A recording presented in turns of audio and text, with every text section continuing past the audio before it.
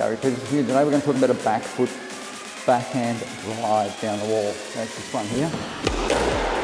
There it is there. Back foot backhand drive. There. Okay, most people struggle with this. And where is it good? Let's take a look at what it does first so you can understand why it's so good. So if the ball's back here, anywhere back here, what happens is you can just here cut a rising ball.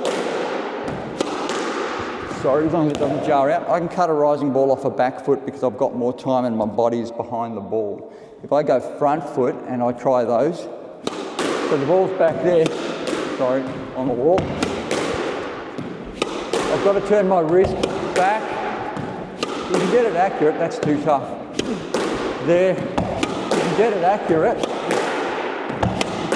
it's just so much more body work, and I've got to pull out when I strike to get out of there. I can't stay in on the front foot because I'll turn. So I've got to bring my body back. So when I do that, I have to go back, and therefore there's more of a moving body and it makes it a little bit more difficult. But the back foot, and I'll show you how to fix it, how to make it good, and we'll talk about that a little bit more now. So our back foot, there's two ways. Two mechanical ways of getting power out of a back foot drive. The first one is to have early prep. So I do this and work on early prep. Early prep and do all the work before I strike the ball, not after I strike the ball.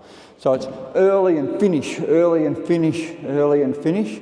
So here, early back, that's tough. Good result of a tough one. Early back, sorry, early back, early back, half, early back, early back, early back. All right, so that relies on a lot of prep really early, and it's quite cumbersome in a way, but you get good control, as you saw, and you get out of trouble really well because you've got your body behind the ball and all your body's prepped, and it has to unwind just to be comfortable, so it's going to work. But the problem is you don't have that time all the time. If you're coming back here and you've got to do all this, and you've got to hold your body structure, and you've got to maintain all your strength through your legs and everything as well, tough work. The easy way to do it is to use your racket and use your body different ways, to use your arms more to get more power and work off a foundation.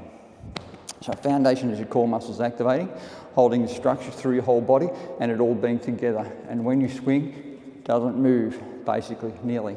It's really strong. So what we're going to do is I'm going to point my racket over towards the sideball, that way, not flat. I'll go 45 degrees. So here, and now all of a sudden I don't have to do any body work. So what happens here, I can just do that, second bounce back wall, perfect. So all I'm doing is 45 degrees, one hand against the other, and it's really good. Sorry.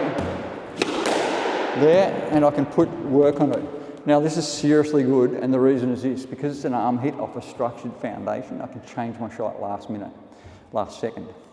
So the ball's back here, I can do that. Because all I've done is just push my wrist out in a different direction, slightly open the racket face and deflected the ball in that sidewall direction. So all of a sudden I've changed my shot. Once again, if you want to, here, and that's a 10, but never mind. If I get this one back here, sorry, it's not even straight. Back here, you put that in for a nice drop, easily. If the ball's in the right spot, and I can hold with this one. That's the other story. So when the ball's back here, I can hold, and then I can hit, which means I'm just holding my opponent for a split sec. So there, I can hold, out, second bounce, back wall, nearly, pretty good. So the answer, when I teach people this, I start them too far. I get them to go flat racket that way, which is really too far, way too far. But I need the sensation, and then we need to dial it back to learn it. So we go this way. So we start there. You go, I've just got massive power, but I didn't have control. Here, once again, there, power, but no control. Yeah? So that's too far, because I can't control it. It's sort of here and there, and it's down too low, and it's a bit awkward, because it hits flat over the top. So we go 45, or slightly even more. We'll go 15 degrees even. So I'll go 15 degrees. You go, oh, that's pretty good. Here, 15 degrees.